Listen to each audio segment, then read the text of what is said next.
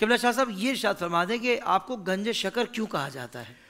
اس کے بارے میں مختلف اقوال ہیں. آپ میری تقریر سے کوئی اختلاف نہ کرے کہ آپ نے فلاں بات کیوں نہیں ذکر کی، کیونکہ اس کی تعبیر مختلف کتابوں میں مختلف ہے. میں صرف اس میں سے جو چوز کر رہا ہوں وہ دو ہے.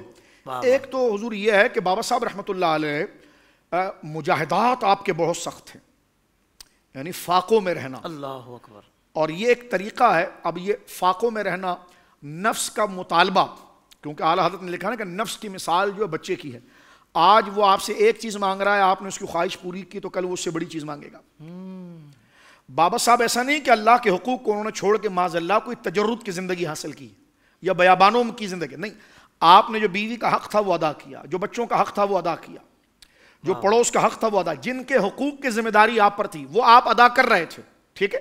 لیکن آپ نے تربیت کے لیے دیکھا کہ روحانی طور پر کچھ غذا یا کچھ ایسی چیزیں جس کو اگر بر وقت ان کو قید میں نہ رکھا جائے تو وہ آپ کو کہیں پر بھی آپ کے قدم استقامت کو ڈگمگا سکتی ہے. صحیح.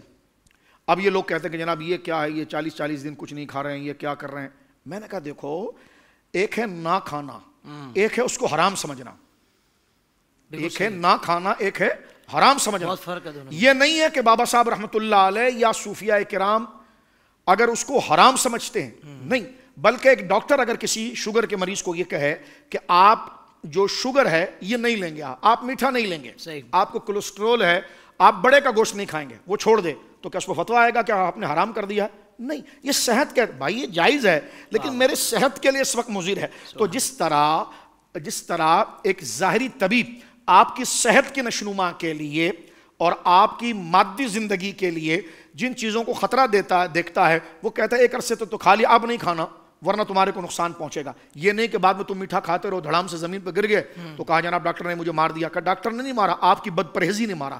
اسی طرح کچھ روحانی اسپرچول چیزیں ہوتی ہیں، بہت اچھے شاہ صاحب، سبحان اس میں بھی آپ کو پرہیز کی ضرورت ہوتی. تو بابا صاحب رحمۃ اللہ تعالیٰ علیہ یا دیگر اکابر اگر کسی لوگوں سے ملنے سے یا کچھ چیز کھانے سے اگر پرہیز کرتے ہیں تو وہ پرہیز اپنی روحانی تربیت کے حوالے سے ہوتا ہے، نہ کہ وہ کوئی مرید اگر کھا رہا ہے تو اس کو حرام کر دیا. مثلا غور کریں آپ، سرکار دو عالم صلی اللہ علیہ وسلم لہسن نہیں کھاتے تھے، گارلک حضور نہیں کھاتے تھے. جب حضرت بڑی مشہور حدیث مسلم شریف کی کہ جب حضرت ابو ایوب انصاری رحمہ اللہ کے نے جب کھانا بنا کر بھیجا تو سرکار نے کھانا نہیں کھایا، تو وہ کام پر تھے اور بچے دوڑتے ہوئے آئے تو وہ روتے ہوئے آئے، کہنے لگے یا رسول اللہ کیا غلطی ہو گئی کہ آپ نے کھانا نہیں کھایا. حضور نے فرمایا نہیں کہ اس میں جو تھا اس میں لہسن تھا، گارلک تھا. حضور نے فرمایا دیکھو تم کھاؤ حرام نہیں ہے. اب دیکھیں حدیث کو سمجھو، تم کھا سکتے ہو، میں نہیں کھاتا کیونکہ میں اپنے رب سے سرگوشی کرتا ہوں.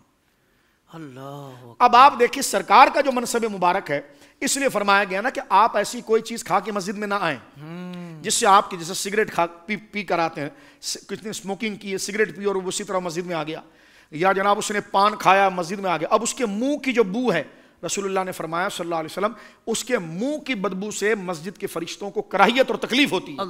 اب آپ دیکھیں جس طرح کا یہ پرہیز ہے نا، اس طرح کا یہ پرہیز ہے کہ بابا صاحب رحمۃ اللہ علیہ نے ایک دفعہ 80 یعنی آپ کے جو فاقے ہیں وہ 80 فاقے ہو گئے، اور آپ کے مجاہدات بہت طویل ہیں. 80 فاقے ہو گئے، اور جب یوں سمجھیے کہ نفس اندر سے کہے الجوع الجوع الجوع، بھوک لگی ہے بھوک لگی ہے، آپ نہیں کھاتے. اللہ اکبر. تاکہ تو مجھے خدا کے خلاف مشورہ پھر کبھی نہ دے، میں تجھے کمزور کروں گا اور تجھے بتاؤں گا.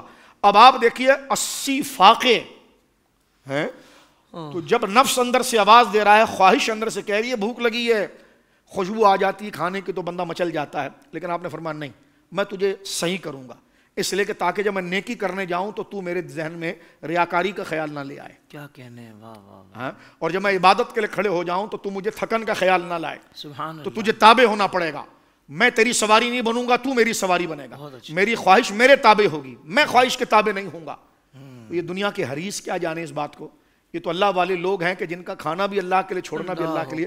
تو جب حافظ صاحب قبلہ 80 فاقے ہو گئے تو جب نفس کی چیخیں گویا کہ یہ سمجھیے کہ ایک احساس اندر سے جاگنے لگا، تو آپ نے زمین سے کچھ پتھر اٹھائے. انسان ہے نا 80 فاقے، تو آپ نے کچھ سنگریزے اٹھائے زمین سے اور اس کو منہ میں ڈال دیے. اور ڈالنا تھا وہ شکر بن گیا.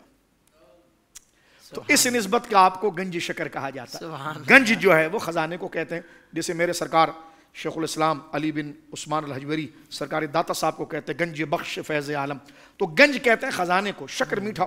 ایک تعبیر اس کی ہے. بابا فرید رحمۃ اللہ علیہ کو گنج شکر کہنے کے حوالے سے اگر ہم تعبیرات دیکھیں تو وہاں ایک دوسری تعبیر یہ بھی ملتی ہے کہ ان علاقوں کے اندر جس طرح کہ ہم سمجھتے ہیں کہ جیسے ذخیرہ اندوزی ہمارے علاقوں کے اندر ہو جاتی ہے، کسی چیز کا ریٹ بڑھانے کے لیے ذخیرہ اندوزی کی جاتی ہے، تو تاجر کا ذہن یہ ہوتا ہے، اللہ ماشاء اللہ نیک لوگ ہیں، تو انہوں نے ایک تاجر اور سوداگر نے کیا کیا کہ اس نے بہت سالی شکر جمع کی اور اس کا یہ ارادہ ہوا کہ میں براستہ ملتان ہوتا ہوا دہلی پہنچوں گا اور دہلی پہنچ کر میں یہ شکر وہاں پر فروخت کروں گا اور مجھے پیسہ ملے گا.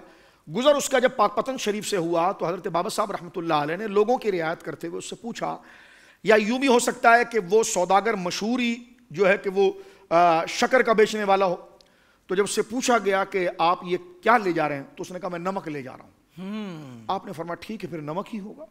اللہ اکبر. اب جب وہ دہلی پہنچا اور جناب جو ہے کہ وہ بوریوں کے منہ کھولے گئے تو شکر کی بجائے وہ نمک تھا. سوداگر کو بات یاد آئی اللہ کے اس ولی کی جو بخاری شریف کے اندر ہے کہ لو اقسم علی اللہ لا برہ، کہ وہ اللہ کے حوالے سے جس بات کی قسم کو اٹھاتے ہیں اللہ پورا کر دیتا ہے. اور بخاری شریف کتاب الرقاق میں جو حدیث ہے کہ میں ان کی زبان بن جاتا ہوں جس سے وہ بولتے ہیں، یعنی میرے ادب و میری عبادات کے اندر اور میری رضا میں اور میری پسند اور ناپسند کے درمیان وہ اس قدر رچ بس جاتے ہیں کہ میری ناپسند کے کام کو چھوڑ دیتے ہیں چاہے ان کو جتنی تکلیف اٹھانی پڑے، اور پسندیدگی کے کام کے وہ قریب آتے ہیں. تو اللہ رب العالمین فرماتا ہے وَلِسَانُهُ الَّذِي يَتَكَلَّمُ بِهِ، زبان ان کی ہوتی ہے لیکن تاثیر ہماری جاری ہوتی ہے. کرامات ہیں اور کرامات کا کون انکار کر سکتا ہے؟ جو حضرات اگر کرامات کا یہاں پر انکار کر رہے ہیں تو وہ ذرا اپنے مکتب کی کتابوں کو پڑھ کر ذرا دیکھ لیں کہ وہاں کیا کیا نہیں لکھا ہوا. تو یہ کرامات، اور یہ کرامات اب آپ دیکھیں میں عرض کرتا ہوں آگے سے. جب اس نے بوریوں کا منہ کھولا تو اس نے دیکھا کہ جناب یہ تو شکر تھا، یہ نمک کیسے ہو گیا؟ اس سے بابا صاحب کی بات یاد آئی. اب وہ وہاں سے کچھ سامان تو اس نے وہیں چھوڑا اور کچھ تبرکات لے کر وہ وہاں سے دوڑا اور پاک پتن شریف پہنچا. بابا صاحب رحمۃ اللہ علیہ سے جب ملاقات ہوئی تو اس نے بڑی معذرت چاہیے، اللہ کے حضور توبہ کی، آپ کے ہاتھ پر توبہ کی. اس نے کہا میں نے جھوٹ بولا تھا. تو فرمایا کیا ہوا؟ فرمایا حضرت وہ تو تھا ہی شکر. آپ نے جب کہا تو فرمایا تم نے توبہ کر لی؟ کہا. تو فرمایا اچھا شکر تھا تو پھر شکر ہی ہوگی.